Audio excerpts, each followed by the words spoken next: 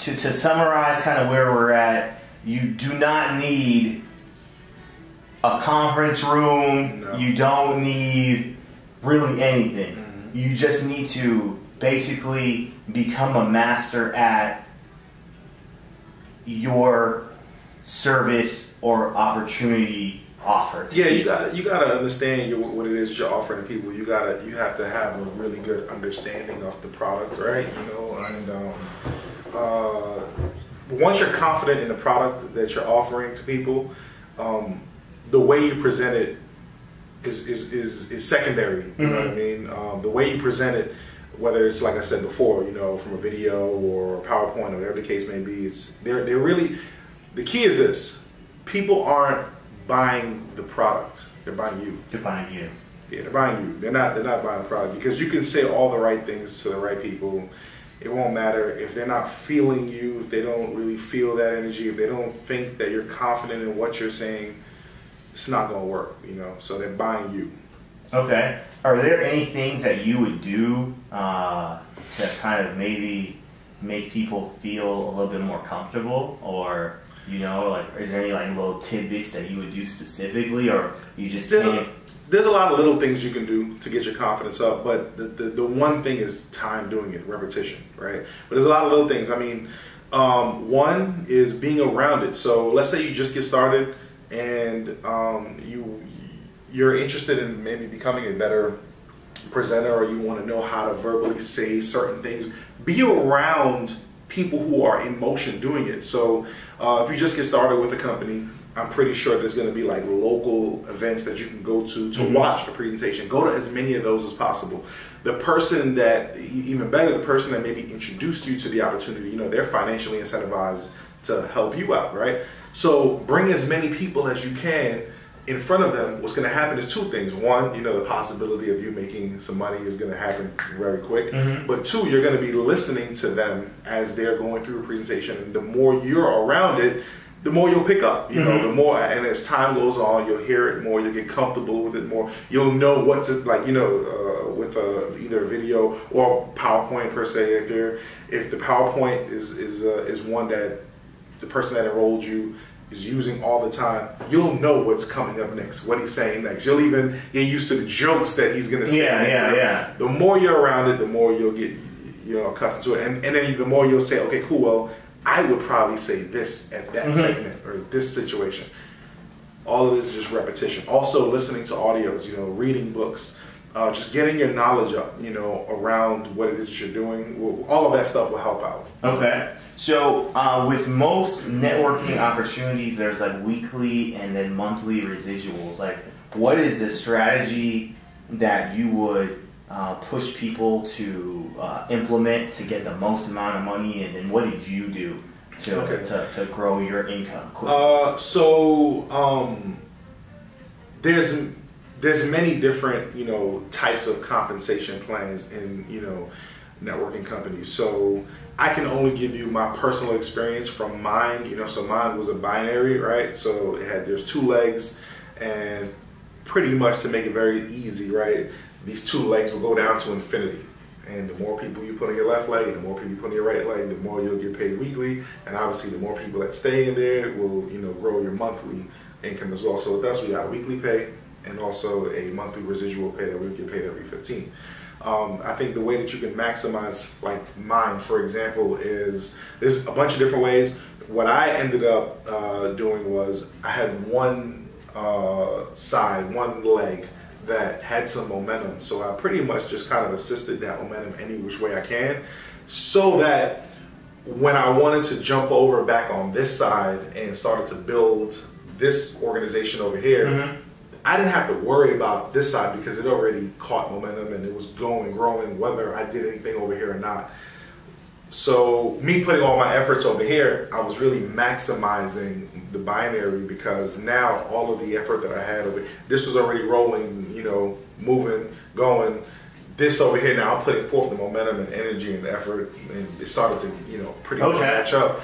That way now I'm maximizing all of my weekly bonuses, and then as time went on, I started maximizing my monthly bonuses. So that was a sacrifice though. So you basically made a sacrifice in the beginning to make one side stronger.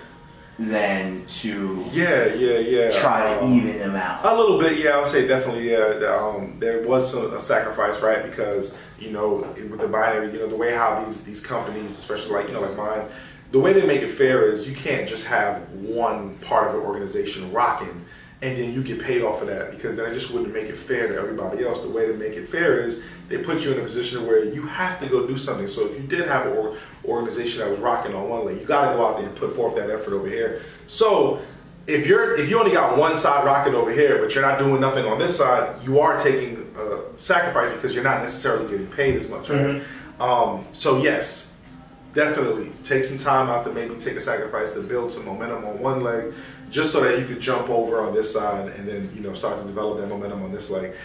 To go even deeper into that, I don't know if if we should touch on this now or later, but there's things that happen in your organization when you do that from a personal standpoint, right?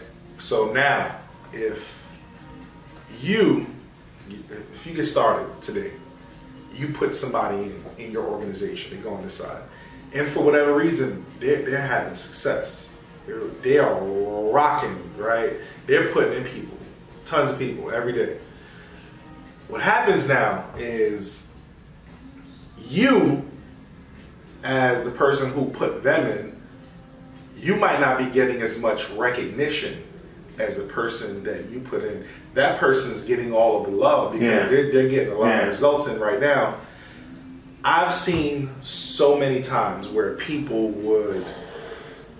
they let that affect them, and they start to subconsciously sabotage their own organization because they can't take the fact that somebody that they put in is having more success than they are. I mean, I could go on about that. I'll just say this.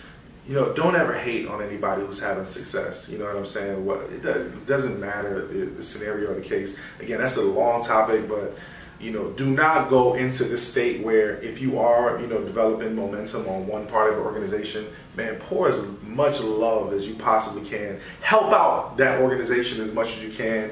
Build as many relationships with people on that side as much as you can, because at the end of the day, you want that to be reciprocated to you as well, and they are in your organization. Just because somebody that you put into the business is having more success than you at a certain point in time, that doesn't give you the right to want to not see them have more success. Like, it's just not cool. That's not. I've seen so many people do that, man, where they put somebody in, that person starts to get success, and now they just start maybe like bad mouthing them to their own teammates, and they just start saying negative things about them that doesn't even need to be, right? Oh, well, they should be doing it this way because I would be doing it. No, listen, man, just cut all that garbage out. Show them love, do what you got to do. You might be, that might be the biggest blessing in disguise, because you could be picking up, learning some things from that part of the organization that you could now go apply to your other side. Because that's what happened with me.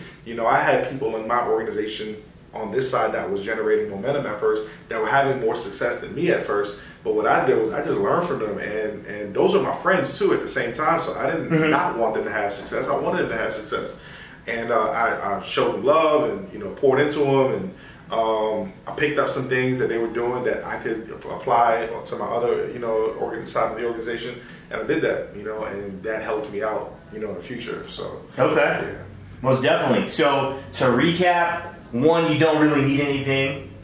You don't need a building, you don't need anything. You just need to master your presentation. Master your presentation. Get to know your product. Be comfortable with sharing your product with people.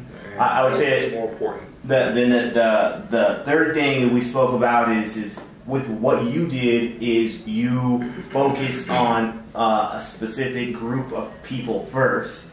Then you took what you learned and you applied it to a second group of people. Yeah, is that fair to say? Yeah, that's fair to say. Okay. Yeah, for sure. And is there anything else that you would tell people who really want to accelerate this and maximize their efforts? Just do it. Like, I think that's important. A lot of the stuff that I'm talking about right now, maybe some people are like, man, I want some specifics on what to do. Well, I'm just saying, look, there's no specific way that's right or wrong to present the information. Just go do the presentation. go fail forward. All right, go try things out and see what works, see what doesn't work. Whatever works, continue to do that. So that would be my biggest thing that we can cap up on this is go out there and try it. You know, try what works, try what doesn't work, see what works best for you, and then you can go out there and, you know, generate some results.